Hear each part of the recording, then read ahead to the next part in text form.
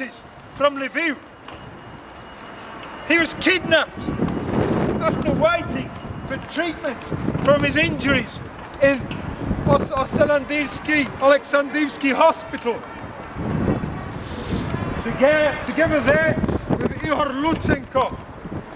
They were then taken to the woods, freezing temperatures, in the snow, and tortured, beaten.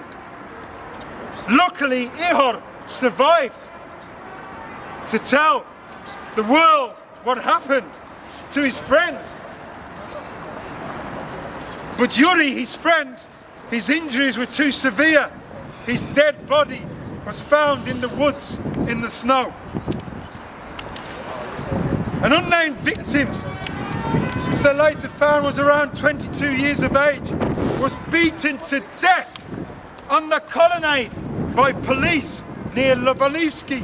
And do you know Dynamo Kiev football team? Near Dynamo Kiev football stadium, on the roof of the colonnade, you will see it on television, where the police use their batons to beat him around 20 times. And then you will see the police officer turn his baton around like that in a vertical position and then push down on him like that,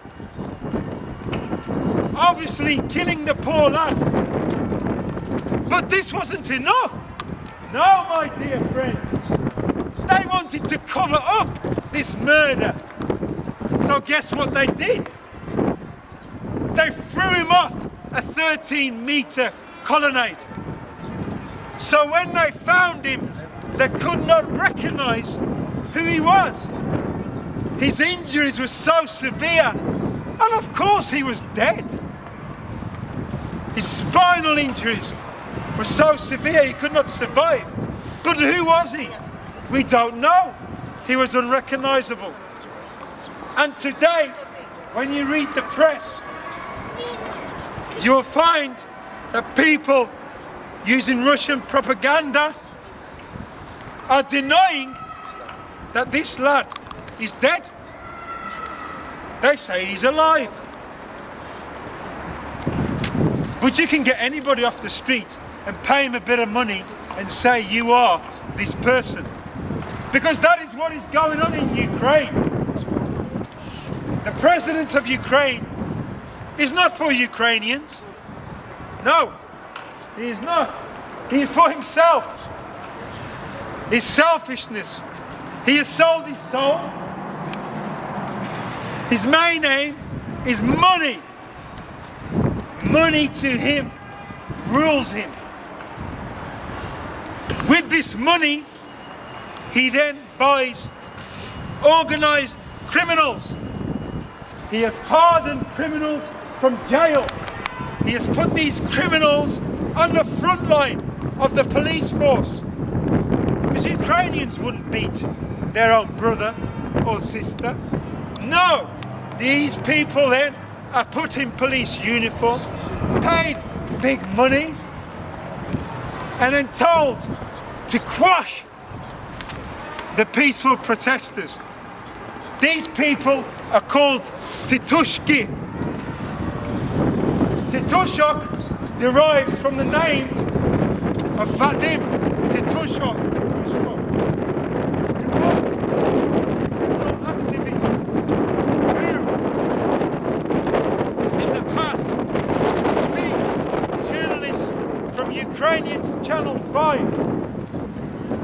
They took this name, and now the hired hitmen in Ukraine are called Titushki. But guess what? These Titushki may be Russian, and they may be Ukrainians. But they too also have sold their soul. For money, for a few pieces of silver.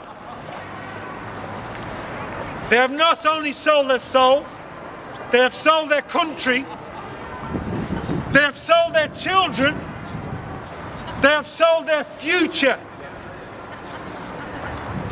Just for today, for a few pieces of silver.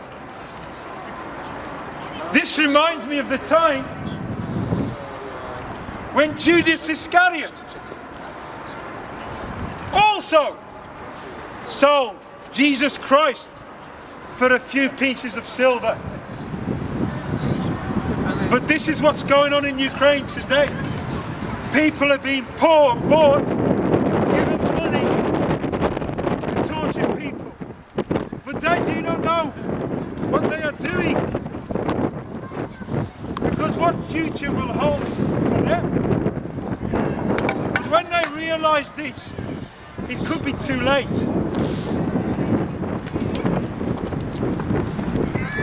Also on this day, on the 22nd of January, which was the day of unification and freedom for Ukraine, shocking scenes that you have seen on YouTube of a glorious Cossack who is now regarded as a national hero. His name is Mikhailo Havriluk. He was on Hrushevsky Street. He was helping a fellow brother from his injuries, which was received by the brutal Berkut. He picked him up and helped him to the medical station to receive treatment. He then went back as he saw more people lying on the floor. But as he helped them, he was grabbed by the elite police force, dragged, beaten with the batons, tortured till he was black and blue, till he could not speak. And then this was not enough for this elite police force. No! What should they do to him next? They decided to strip him bare, took all his clothes off in temperatures up to minus 20 degrees, threw him on the snow, stretched his arms out as if he was Jesus Christ, kicked him between his legs, beat him black and blue. Then they grabbed him, picked him up and asked him, come across onto our line. But this Cossack, glorious Mikhailo Havriluk, he would not cross that line and bend down to this sadistic, brutal Berkut. No, he kept and held his head high.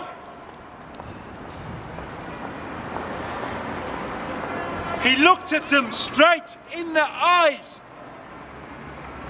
and the look was of forgiveness. Yet he did not budge. They then thought and laughed at him. People from the police force then took pictures on their mobile phones as trophies to show their sadistic colleagues. Is this something to be proud of? In the 21st century, can you believe it? Is this something you should be proud of? Didn't God teach us to love one another? Didn't God teach us to respect all people? No, did he not teach us that? Where has it all gone? Do they not believe in God? They cannot believe in God, because how can they do this to their fellow brothers? How can somebody do this?